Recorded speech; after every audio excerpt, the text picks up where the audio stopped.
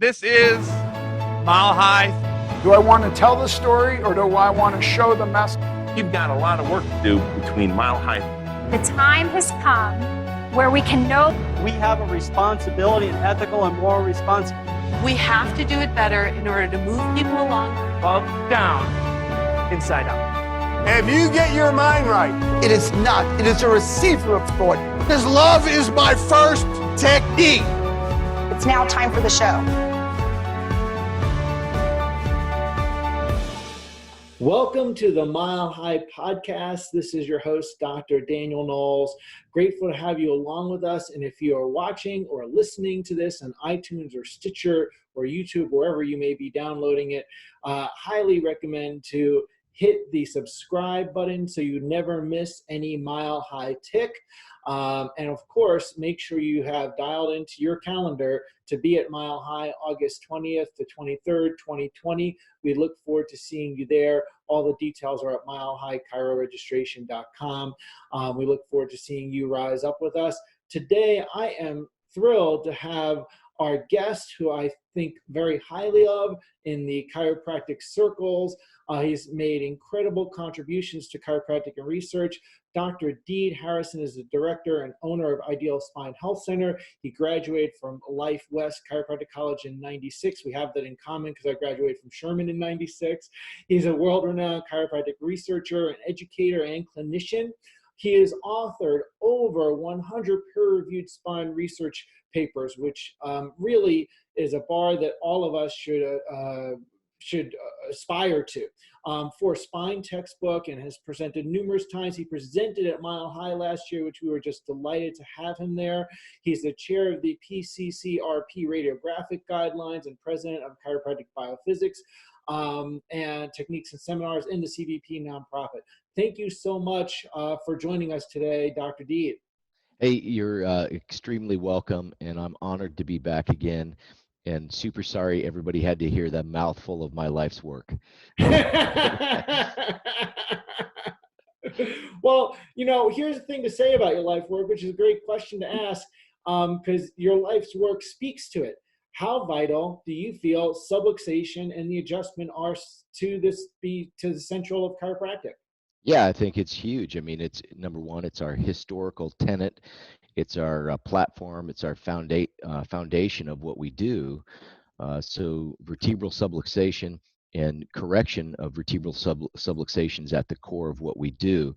The issue is, you know, defining it in working language that we can all kind of, you know, accept and agree to within reasonable frameworks, and then, you know, documenting the outcomes of that correction and how that affects people's health and well-being, and B, future episodes of whatever condition we're talking about. So I personally think it's vital. It's at the core of what we do.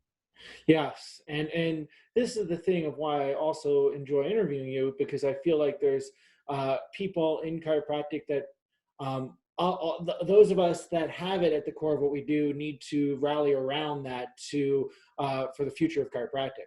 And with that, also relative to your body of work, is research. How important do you think research is to the future of chiropractic? It's huge. I mean, it's imperative from a technique perspective, but also a clinical perspective, so that we can continue to provide the type of care and the quality of care that we as doctors want to provide. If we don't lead and direct some of the research, at least have a voice in it, if we're not like quote unquote researchers, then what happens is we're left with somebody else that doesn't have the same vision, maybe passion, maybe understanding of what a true clinician has, and you're left with, you know, spinal manipulation for back pain, spinal manipulation for headaches. And then you're left with 8 to 12 visits, because that's when people get about 40 to 45% improved. And, you know, we're left with these guidelines that we're forced to adhere to. Versus if we stand up and we make our presence known and we say, hey, you know what, that's one side of what we could be doing as, you know, chiropractic clinicians and manipulation specialists, but that's really not true corrective chiropractic principles, and here's a different version, and you know, different body of work. So we have to have that, otherwise our direction's going to be dictated for us by other people. Yes, and that's what we see happening, and I'm very concerned about personally. At times, when I see what's going on in the world with chiropractic, I get very concerned. It keeps me up at night in terms of the future of chiropractic and really humanity, because it's humanity that we do all this for, not chiropractic per se, but the people that we help, for sure. Now, and with that, let's dive a little bit more, a little deeper relative to subluxation, something I know you're familiar with, the work of neurosurgeon Alf Breg. Yeah. How can you describe for people how that relates to subluxation? Well, first of all, like the Alf Breg's biomechanics of the central nervous system, I started looking into that as a student. My late father and some of the CBP doctors at the time turned me on to that in the 1990s. And I was so fascinated by that. I read all 3 of his textbooks, and I read he had about 21 peer-reviewed research articles, and I read those by the time I had graduated. So a lot of people don't know that he actually wrote 3 textbooks. He wrote one in 1960, one in 1978, and then one in 1989. And I got copies of all of them, read them cover to cover, and then tracked down the research that he did in the peer-reviewed literature. And to me, it created the internal principle and passion for what I am today, the spine correction. It was the understanding of biomechanics of the central nervous system and how altered spine configurations and altered body postures can increase or decrease mechanical loads acting on the neural tissue. And then if it's sustained increased loading, it can potentially cause, health consequences. And, in Breg's time, he didn't have randomized trials, but he had surgical cases, and he documented the hell out of those extensively in his textbooks, and they were very well done. And so, the biomechanics of it is true and correct. That's not going to change. But the application of the principles of spine correction, his work was kind of, a bit archaic because of its time. But he didn't have true randomized trials saying, hey, when I put a curve back in the spine or when I change this posture, these are the neurological improvements. He had case studies. So it basically, to answer your question, it framed my understanding, and it's what's driving me and my team of researchers to investigate the neurophysiological outcomes of spine and posture correction with randomized trials, and that's what we're doing today. Yes, and I too think it's vital, and I think it's something that's missing in baseline chiropractic education. I think if chiropractors learn what some of his work in their basic DC program, it would vastly improve people's knowledge and make them better chiropractors. Yeah, 100%. And the reality of it is, we're finding that the biomechanics of the central nervous system is really an important issue when we talk about sagittal plane curve correction. We're seeing it from an orthopedic and neurosurgical perspective, but we're also seeing it in the recent randomized trials that my group has done. We did a fascinating randomized trial that's been presented at a couple peer-reviewed research conferences. It's only in abstract form right now in terms of peer-reviewed. It's not in full text format yet. It will be later this year. But we showed that we can improve spinal cord velocity of the sensory system when we restore the neck curve to at least 20 degrees. And these are in asymptomatic individuals. So we're actually finding that modeling the improvement of the cervical curve after treatment and then modeling the change in spinal cord velocity under somatosensory evoked potentials, we're finding that correction of the spine in the neck predicts the improvement in the velocity of the central nervous system potential. Yeah, and I think you said a phrase there that most people may have missed that I think is vital, which is biomechanics of the central nerve system, which was one of Breg's books, because most people think of have a course in biomechanics of the spine, right, which is different than biomechanics of the central nerve system. Totally. I got to always acknowledge my colleagues over in Egypt and the United Arab Emirates. Without the collaboration with them, the work that I'm doing uh, wouldn't be possible. And it shocks me that I get to be part of this, but it also disturbs me that some chiropractors get upset that I'm working with PT PhDs, and the issue is improving human health and well-being, and not what my degree is. And I just, this wasn't really your question, but I'm just speaking off the top of my head that, Yeah. You've got healthcare providers around the world that are now interested in this topic, and it doesn't matter what their degree is in. It just matters what their intent and what their heart is, and how, what quality of work that we put out together. And honestly, the work that we're doing, I think, will go down in history as changing and supporting the chiropractic correction philosophy when we look at subluxation nerve interference. So I just shout out to my team over there, Professor Ibrahim Mustafa, and Professor Aliyah Diab, and the whole team that I'm working with. Yes, and I think what they're all doing, you and your team here and abroad, is vital to chiropractic. With that, that area of the central nerve system and subluxation and the adjustment, so often people, and I know you see this and I see it, people want to define subluxation as a stuck joint or popping of a joint. And limit our research and effectiveness to that, like you said, low back pain or some head, some symptomatic relief, as compared to this impacting the whole being, the whole body, the person's whole life. What do you think are some of the most compelling research areas that has shown that subluxation and the adjustment affects the whole body and the whole person? Yeah, and your first point is the problem with subluxation is the definitions. And in the academic realm, they've decided to define vertebral subluxation as a fixated joint that's not working through its range of motion properly. So it's an adhesed joint, it's a hypomobile joint.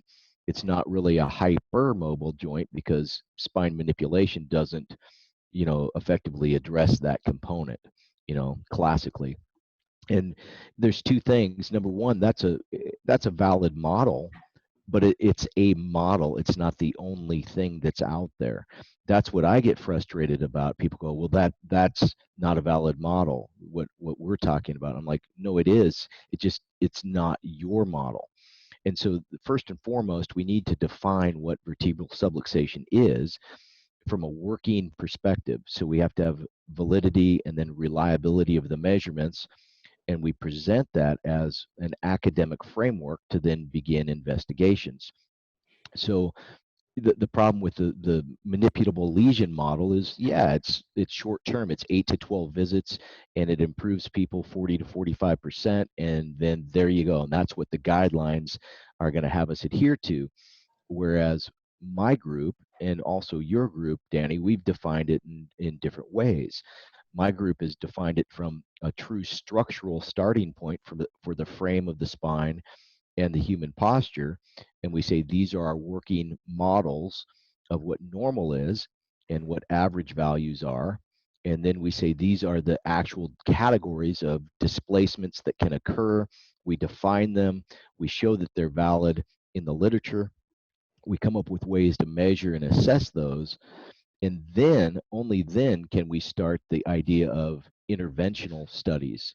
Like if I don't know what in the hell I'm trying to identify and measure and correct in somebody, how can I begin an interventional trial and say, this intervention changes it and it takes this many visits and then here's the outcomes?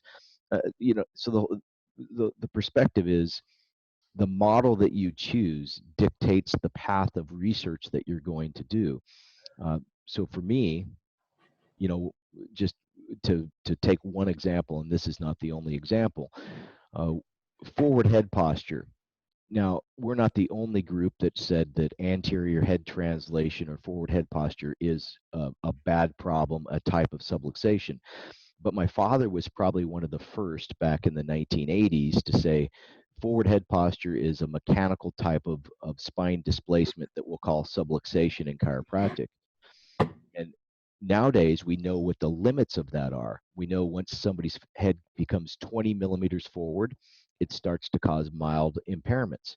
When it goes 25 millimeters forward, it starts to cause more like moderate impairments. And now, 100% the surgical data is clear saying that anterior head translation on X-ray C2 to C7 that exceeds 40 millimeters is associated with severe pain and disability and future lifelong problems. And so now we have, here's a model, here's its limits, here's how we measure it. Now let's intervene. And my group on the non-surgical side, we just published a paper. And Danny, I'm going to go on for a minute or two, and then you can interject. We just published a paper on this anterior head translation in the journal Gait and Posture, and it just came out in January.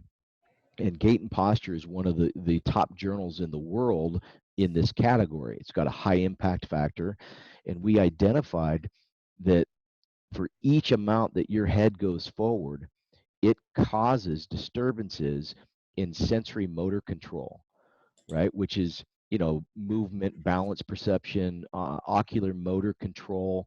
And we also showed that it affected the autonomic nervous system.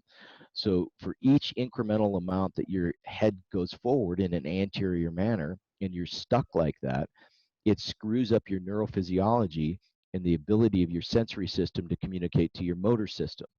And, then what we do is we have to come up with methods of reducing this and seeing, hey, when I reduce anterior head translation, do these same variables improve? And the good news is we have another trial on that that nobody's seen yet, but it'll come out later this year, showing that when we correct the neck curve and anterior head posture, that there is in fact a linear improvement in the autonomic nervous system and the sensory motor control system. And this is just one example of how important subluxation is, how important your definition is, how important research is to test these ideas, right? And yeah, so absolutely. I hope that was one of your questions. No, I appreciate it. Absolutely. I think this is the kind of stuff that sadly students don't learn about in school per se, and people don't talk about relative to practice, and it impacts the lives of the people that we take care of. And people don't necessarily have enough working knowledge of research, and this is why we do this podcast, and I'm glad to have you on it. And so with that, the anterior head syndrome, the anterior translation, something about that I think that's vital that I know you could help the audience with is this: how that affects not just the neck, but the lower spine. Like, how does anterior translation then impact the lumbar spine? Yeah, that's a great question. I have two ways to answer that. The first one is the study we just did in the journal Gait and Posture. As part of the assessment, we put people on a dynamic balance platform. And so they're standing on a platform, and the platform can shift you left and right, forward and back, and it can shift you obliquely. And it can do it at different intensities. So I can do it, at a mild, force. I can do it moderate, and then I can really hit you and really jar you. And what it does, it's a balance platform, so it looks at your center of gravity and how that center of gravity moves around from mid-stance. Well, what we found was people with forward head posture, the greater that forward head posture, the more discrepancy in the sway, or the more magnitude in the sway of the center of gravity, and more likely it would be off to one side. So if you're walking around with anterior head translation and something happens in the environment, somebody nudges you as they're walking by, or you step on something that you didn't see and it's a little trip, well, your motor control is not going to really tightly control that center of gravity. The center of gravity is going to sway way outside of normal. Now your back muscles and your hip muscles, and they have to contract excessively and try to support your system. Now you're going to be at high injury. So that's the idea of sensory motor control, how the neck affects the back. The other issue is starting as early as 2003, my team modeled what forward head postures do to muscle loads and disc loads in the low back. In fact, we published a paper in the Spine Journal in 2005 that showed when your head goes forward and your upper thoracic's round and go forward, that will increase the mechanical load on the lumbar muscles, and then it will increase the load on the disc. And you can just verify that. I mean, just you sit up straight in good posture with your ear over your shoulder, and you take your thumbs and you stick them in your lumbar erector spinae muscles and poke them in there and feel the tension in them, and then just stick your head forward and feel what happens with the the tension or the effort that is occurring in the lumbar extensor muscles. And what you'll find is anterior head translation linearly increases the effort in the low back. And so the neck intimately affects the back. And in fact, there's a surgical study that came out in the Journal of Neurosurgery Spine that came out, and the title of the paper was How the Neck Affects the Back. And then you've got these crazy chiropractic academics that their sole purpose is to deny and dismiss corrective chiropractic. That's their sole agenda. Right. Whoever they're working for, I don't even want to talk about, but their agenda on Facebook, their agenda with insurance guidelines is to say, no, the neck cannot affect the back, and the alignment of your body has no impact on health and well-being. And you're just like, you people are so obvious. You're like transparent. And I don't even debate these people anymore, Danny. I just block them because anybody that gives them a voice is just as stupid and asinine as they are. I mean, these people obviously have an agenda to ruin healthcare. Right? And I am with you 1,000%. I feel the same with you on that. And what's so frustrating is when I see that the norm, sadly, in a lot of chiropractic is there's pain in the low back, I won't even call it an adjustment, manipulate in some way the low back. Like that tends to be the educational norm versus what's going on with the whole system. That's right? right. And there are multiple approaches that look at a whole system part of the spine. You have one, I have one, there's others, but versus what's going on with the whole neurospinal system, and is that somehow affecting the low back, and affecting the body. And so to that, what can you say relative to your approach and your research relative to chasing the symptom versus, well, let's correct the spine? Yeah, my work is with my team, and I say mine. It's for everybody out there, you got to realize I'm the spokesperson, and as the spokesperson, unfortunately you get to be in the limelight, but it's not all about me. I'm the tip of the spear, right? And I've got a sharp edge all around me, and I've got somebody pushing and making sure that I'm going in the right direction. So I say mine, but it's my team, my group, everybody around me. We did another randomized trial that we actually won an award for. Believe it or not, the first award that we've ever won for a CBP style or corrective care style of work was in 2015. We won the European Chiropractic Union Best Randomized Trial Award from the work that my colleagues and I did out of Egypt. And this was led by Ibrahim Mustafa and Aliyah Diab and myself. And basically what we did is we showed when you correct the neck curve that it has a linear effect on improving low back pain and disability and leg neurophysiology measurement with the H reflex. And this was an 80 participant randomized trial with a 6-month follow-up. And we showed, the neck correction is absolutely improving low back pain and disability. And so this says to us that we have to have a system approach. It has to be a full spine approach. And you actually have to correct something to get better long-term results. If you don't, you're just doing short-term, short-sighted work. And what happens, we all know, the chiropractic studies out there are great from one perspective. They say, hey, we are helping people with our work. But when you do long-term follow-ups on the data with no care, so no supportive care, no maintenance care, these people start to get bad again. Right. And it's because they didn't solve a mechanical problem to begin with. You don't even know if they did because they didn't define it or look at it. And they just did temporary manipulation, 8 to 12 visits, and they go, oh, people get 40 to 50% better, and and then they need maintenance, 1 or 2 times a month because their back pain and disability will come back again. And if you don't take a system approach and look at the whole body as an entity, instead of just looking at, oh, I hurt here, that's where my intervention will be, I think that's extremely short-sighted. And that's why to me, and this is hard to prove, but to me, this is why low back pain is still a worldwide problem.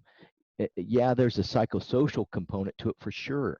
And there's, exercise and dietary components, but the big component is we're not truly correcting the altered biomechanics of the spine. Right. And I have to say what you said about a systems approach, that's what I lecture about all the time. And you have to, otherwise, and so I teach in my office, otherwise you're doing Band-Aid care. And that does not help the public long-term, right? It doesn't help change the world either. In terms of what they see for healthcare. And that's like what you see with the WFC. And I know you don't want to get started on that. Well, I've got a few comments. So with that, what's exciting and next for the research team that you are leading? Yeah, thank you for asking. And I'm going to float my own boat just for a second. And again, it's a team. I've actually done 172 peer-reviewed publications. I got to update my numbers. Yeah, and it's hard to keep up with us, man. We're like, and so in whatever, it's not all in PubMed, but chiropractic journals, etc. So I have 172 citations that I have with my name on them as a co-author in the peer-reviewed literature. I just found that out the other night because I had to update my scientific profiles on this thing called ResearchGate, and I'm trying to organize files for a diplomate program I'm doing. So I had to sit down and go, okay, where are all my papers? So it even shocked me, Danny.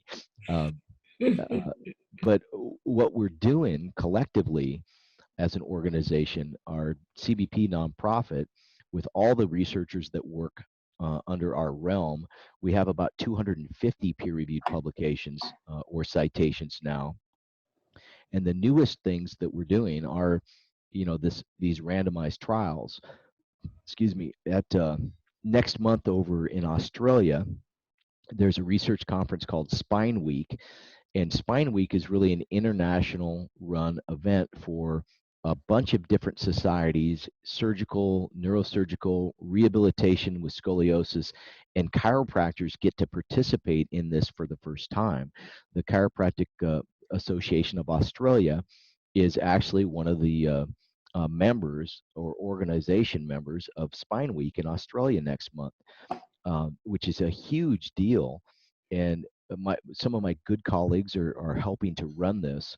Dr. Chris Kaloka is a organizational member, and Dr. Jeb McAvini is an organizational member for the Scoliosis Society. And I bring this up because my group, we've submitted several new projects to Spine Week, 2 randomized trials and 1 systematic literature review, and we'll be presenting those over in Australia as part of the different societies. Probably the 2 most interesting ones are, we did a randomized trial with my colleagues over in Egypt again, Professor Mustafa and Professor Diab and myself, and we tested whether or not when we changed the thoracic kyphosis with rehabilitation strategies, including extension traction, do we improve the thoracic kyphosis, because we never did an investigation to say, can we change that? And then B, does that improve pain and disability and sensory motor control?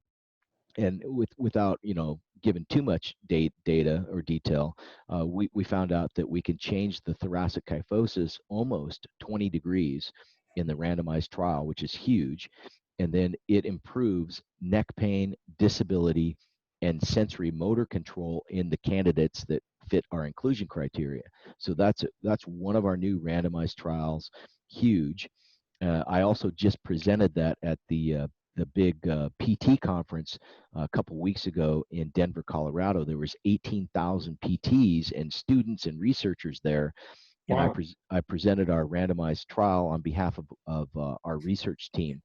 So that thoracic kyphosis trial has been at already one peer-reviewed conference, and it will be at another one. And then the other one we did, I kind of already alluded to, when we correct the neck curve and correct head translation, does that improve neck pain, disability, sensory motor control, and autonomic nervous system function? And we identified that, yeah, in the candidates that we included in our trial that met our inclusion criteria, when you correct the neck curve and the alignment, we are improving more than neck pain and disability. We're improving neurophysiology and sensory motor control, which the naysayers are always going to naysay. They're going to go, oh, well, sensory motor control doesn't matter. Okay, well, tell that to an athlete, right? Yeah. Right. Right. Yeah. Tell that to a superstar athlete that their efficiency of their sensory motor system doesn't matter, right? It's just, what a joke, right? But those are some of the new things we're working on. We're just killing it, and we're killing it because we're tired of what we see in the percentage that's trying to drive the profession to a pain only based model, Right. and a short term, just give me my 8 visits under insurance care, and then everything else is not evidence based, right? Right. Like, No, I know, and it's a point of pain and frustration for me, and grateful for. I'm for one will certainly go on record over and over again. I'm grateful for the work you and your team do, because I know it's vital to the future of the profession, as well as something that, hey, all of us need to step up more. It can't just be your team per se, right? We need multiple teams around the world doing this, and you guys have a shining example of that. And I think hats off to you, and much gratitude is owed for much of the profession to your team for that. And in the future of chiropractic.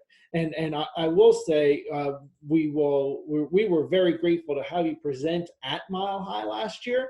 It was great to have you there. And it was also great to have you on the Science Summit that we did last year.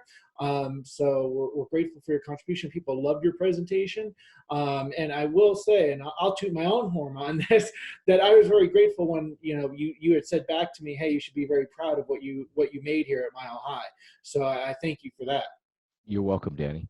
And I sincerely mean that, because you have a vision, and you found your purpose and your passion, and you're trying to do the right thing to support this, and not from a personal financial gain. You're trying to improve the profession that we all love and that we have, and it's really cool when you bring in people that are different than what you might personally do in your practice, but you want to expose your members and expose other healthcare providers to other things that are out there.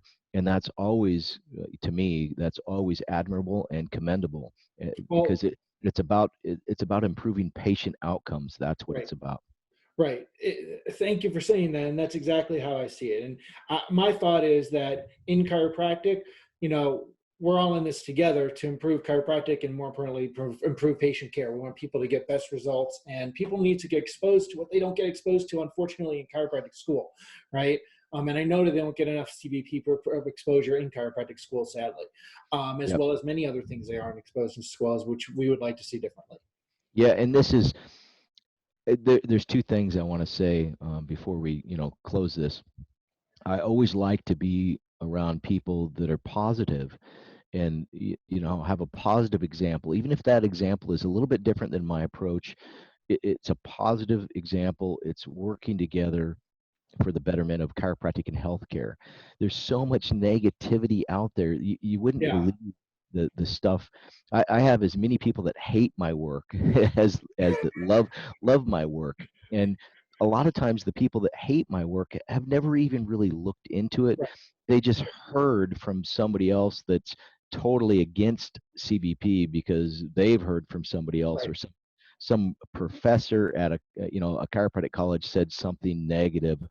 I get this, oh, well, Deed's work and CBP's work, it's all just self-promoting. It Yeah. has nothing to do with healthcare. It's only for a financial incentive. I'm all like, oh Yeah. my God, like Yeah, I know. Yeah. it's And those are the kinds of things that just completely frustrate me. yeah.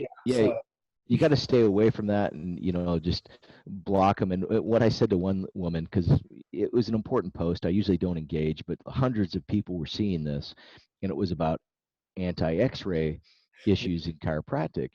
And so finally, at the end of it, she just said, "Well, I'll listen to my professors at school, and I won't listen to you." And I said, "Well, what I'll do then is I'll just keep publishing, and I'll make sure that your professors are either obsolete in their understanding, or they have to reference my work properly. That's what Right. I'll keep doing." Yeah.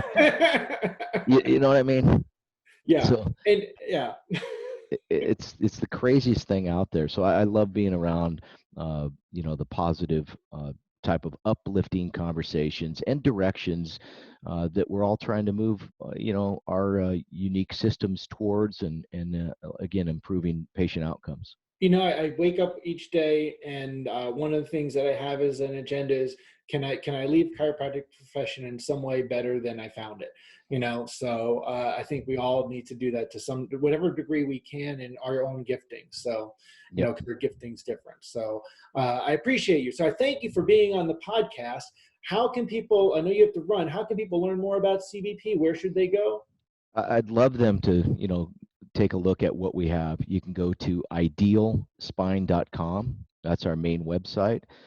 And, I'd love to have you at seminars and using the work and things like that. But also, I've got a great YouTube channel that has a lot of videos up there on different research ideas that we've done, different interventions for cases. And just go to Chiropractic BioPhysics YouTube and find our YouTube channel, and you can see like 80 to 100 videos that are open access. Well, and this is the kind of thing that people need to see more, and then they can talk to their professors at school, right? Yep. Amen. So that being said, thank you for being on the Mile High podcast. Thank you so much for listening. Please, as I said, hit subscribe so you never miss a week of Mile High Chiropractic. We look forward to seeing all of you in August 20th to 23rd. You can find out all the details at milehighchiroregistration.com, and keep changing spines and lives and minds with chiropractic. Thank you, Dr. Deed. Hey, thank you, Danny, and everybody out there. Really appreciate the time.